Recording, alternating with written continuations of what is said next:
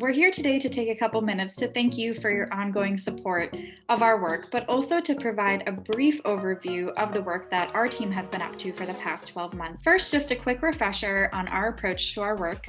We work at two levels, the federal level, which is where we work with members of Congress, and then we also work at the state level, where we're working to advocate for issues in front of state legislatures.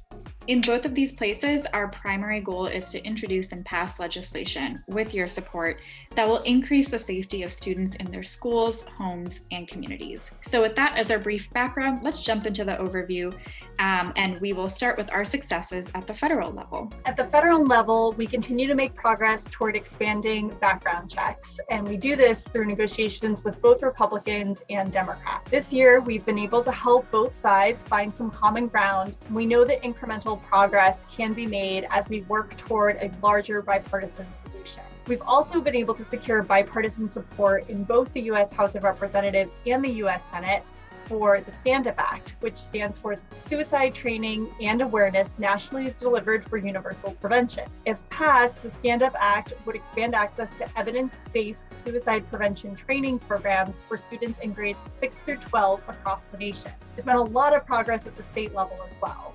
Yes, there has. So I'll start with Ohio, where the governor signed the Save Students Act into law, making it the first state to mandate evidence-based violence prevention training in all middle and high schools. This victory bodes very well for our efforts in other states, such as in Pennsylvania, where the Save Students Act has been introduced in the House, and in Massachusetts, where it has been introduced in the House and the Senate.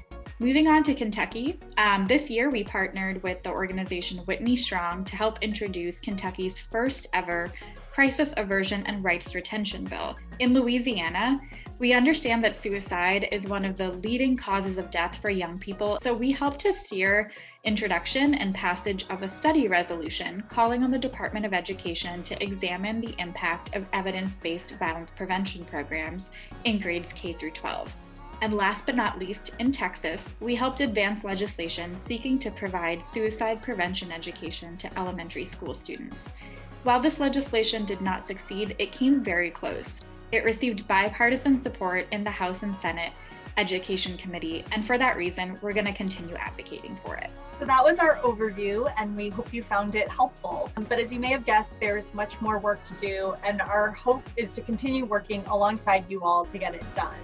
Sandy Hook Promise believes that meaningful change is possible, and we're confident that each success is bringing us one step closer to increasing student safety in their schools, communities, and homes. Thank you all so much for your support.